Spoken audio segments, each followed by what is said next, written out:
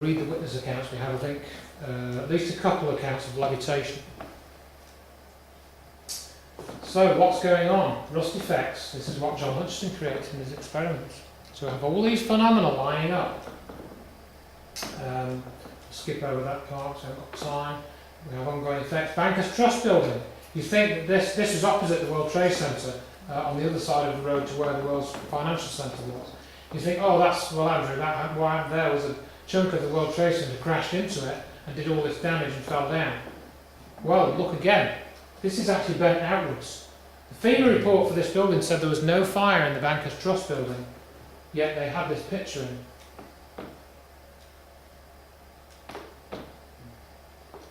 This presumably could be paint, some type of coating that's not a natural colour for steel as far as I can tell. And how come, we know that steel conducts heat, how come this is all melted but this paint is all intact? And what are these two little holes here? What caused the damage to this girder? Bankers Trust, this was just after 9/11, they stripped out some of the floors and then they repaired it. Then they declared, I think soon after this repair had taken place, that the building had a mould infection. They took it down piece by piece at a cost of $70 million. I think it's just about all gone now. Did you say mould infection? Mould infection was the official explanation for a steel frame building. We've got this rust here in the central girder. This is from the Bankers Trust building. This is all in Rockwood Thorpe. I'll skip over that. Now, one of the other things I want to show you, you've probably never heard of before, and this is where we've already gone into some outlandish territory. I've tried to describe this to people, and I said, do you know what far out means? And I tried to describe this to this guy, I'm not sure what you mean. And I explained to him, levitation, anti-gravity, energy effects. This is far out, folks. This is why it's so difficult. I appreciate that. You might think I'm some kind of nutter. Frankly, that's fine, you know. This is what the evidence shows you. This is what the truth is, as I know it. But Dr. Wood, she was looking at this, I think, this gentleman, the mountains of dust. We've got black dust going one way, and this white coloured dust. I think this is a false colour image, but nevertheless, we've got two types of plume here. Dr. Wood was very interested in this. Why were the fumes going different directions? Why were they different colours and so on? Why did the dust go into the upper atmosphere? Normally with a demolition, controlled demolition, the dust doesn't go up into the upper atmosphere. Here it did. There's something different about what happened to these buildings. Well, say she wanted to find out more about it, so went for satellite pictures and that's what she found. That was taken on 9/11/01. That's Cape Cod, that's New York. That's a plume of material from the World Trade Centre. Who heard about this? It's got the shape of a pentacle. Hurricane Erin. We just had about Hurricane Irene. What about Hurricane Erin? It was barely reported on the morning news. Only 2 out of 4, there were more reports of this, but they barely reported this hurricane. That weather map doesn't even show it. That one doesn't show it. These are from the morning of 9/11. And look what it did. I'm going to skip over some of this because we're short of time. Look what it did. This is the most interesting thing. It was the longest lasting hurricane of the 2001 season. Started classified on the 1st of September. Up to Bermuda by the 7th. Did a bit of damage. CNN reported that damage. Oh look! Went in a straight line. Up towards New York City. It was closest to New York City at 8 o'clock in the morning on 9/11. And it made a right-hand turn the next day and went off out towards Newfoundland.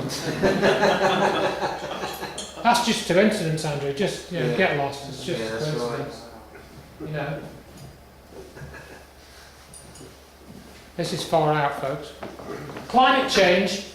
Yeah, right. Whose? And that's an indication of the size of the storm. It reached its widest expanse in area on 9/11 too. It's like they spun it up. Oh, did I say they spun it up? Who? I don't know who. I'll skip over this, there's some more data. So I wrote about that. I wrote a press release about that study because Dr. Wood's got a whole setup. She covers the whole hurricane study and all that. It's in the books on the website. I wrote a press release about that because I thought, hang on, people need to know about this hurricane.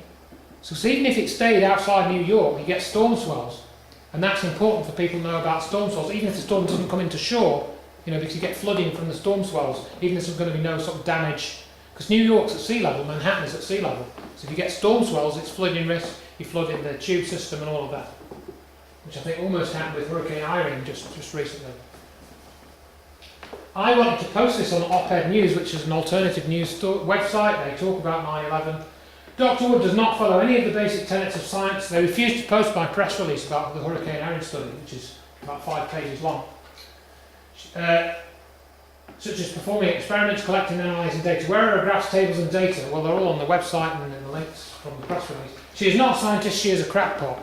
This is how the cover-up works. Let's see, I'm going to skip through this. Bits about hurricane and stuff, the field effects. I want to show you a bit more data. This is the magnetometer trade, so we're talking about energy, we're talking about the magnetic fields. This is another thing Dr. Julie Wood discovered. This is a magnetometer is an instrument which measures the variations in the Earth's magnetic field. She discovered that in the University of Alaska they have a set of magnetometers and you can download the data from them. If you look at this part here, we can go to zoom into this bit. We see a fairly regular trace, then we've got the events of 9/11 and you see in all of the traces you get a bit of disturbance in that trace from the Earth's magnetic field reading. We'll zoom into that section and we're going to zoom in some more. I'm just very quickly going to show you this. Oh look, at exactly 8:46 we have this trace reaching its lowest point. What time would that be? Well, that's the time the plane hit the World Trade Center, folks. So was it a real plane? Well, I've already told you I don't think it was. In fact, I know it wasn't a real plane. This is extra confirmation. So, what I'm telling you is that black technology was used. We've got this totally undisclosed type of technology, and it's been used in broad daylight, and it's been covered up.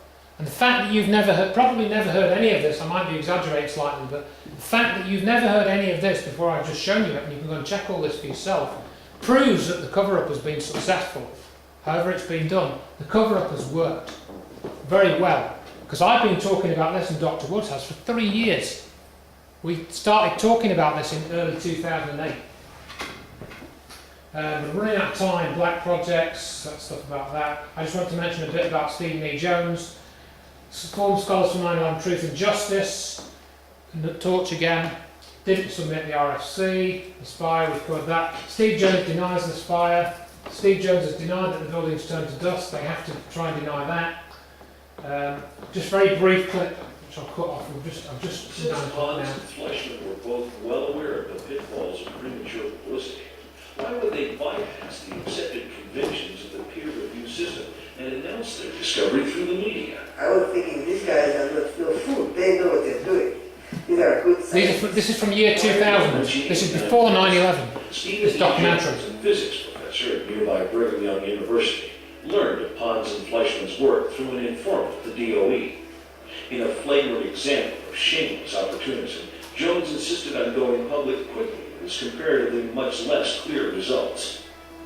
Disparaging the excess heat claims of Fleischman and Pons, Jones' announcement would have effectively prevented the two scientists from patenting their process, a process they had developed on their own over long years of research. On the advice of university attorneys, Pons and Fleischman, feeling their backs to the wall, reluctantly delivered their work to public scrutiny.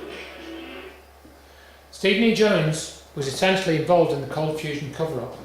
He did something very similar. I'm summarising this because we're running out of time. Jones didn't say that cold fusion wasn't real. Cold fusion is a nuclear effect that was discovered by Pons and Fleischman in the late 1980s. Jones came out and said, yeah, cold fusion is real, but you never get any energy out of it. Just forget it. It's just a scientific curiosity. That's essentially what he said.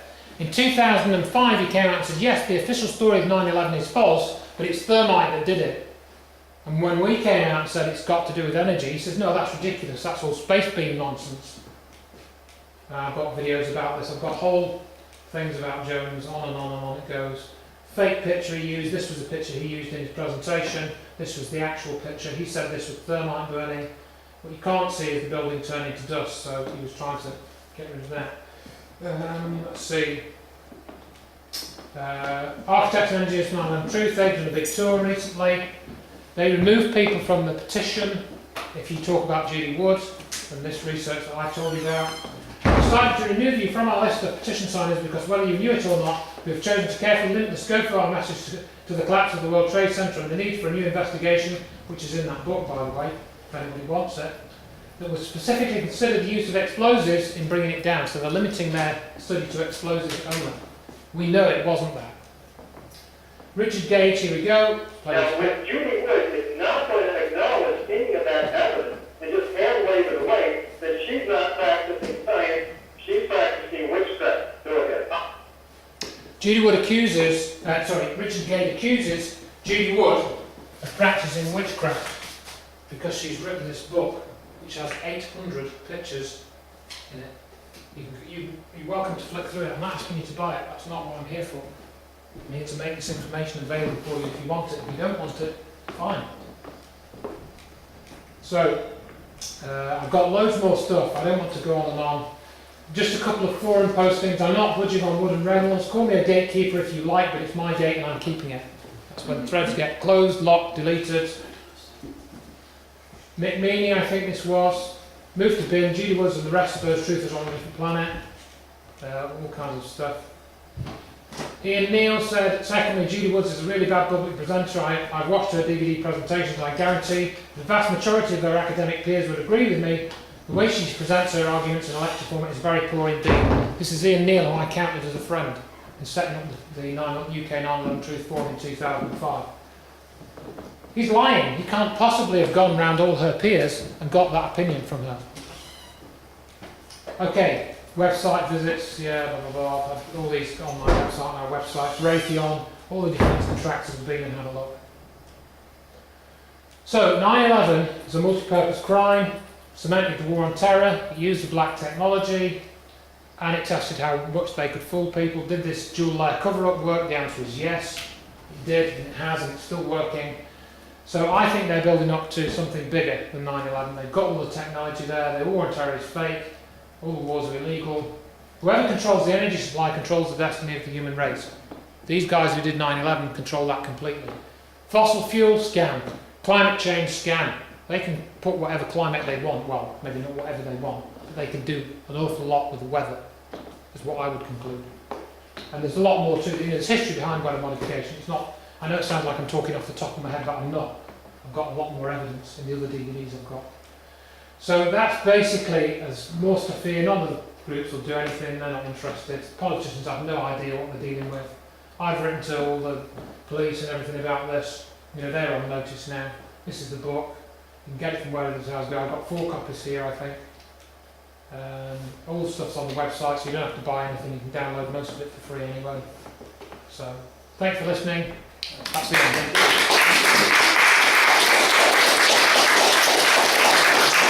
And if there are any questions, I'll take questions. And maybe if you want to break off, have a drink, we'll just do questions like what you want.